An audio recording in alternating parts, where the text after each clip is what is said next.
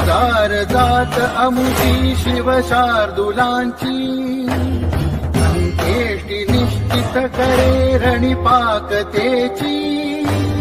मारून शत्रु अवघे समरात ठार दुर्दांत हिंदू कुळ हे जग जिंकणार।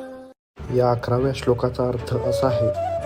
आपण स्वतःला कधीच कमी लेखले नाही पाहिजे, कारण आपण त्या शिवछत्रपती आणि शंभू छत्रपतींचे नरवीर झुंजार मावळे आहोत। ज्याप्रमाणे शिवछत्रपतींनी मुघल, आदिलशाही, निजामशाही, कुतुबशाही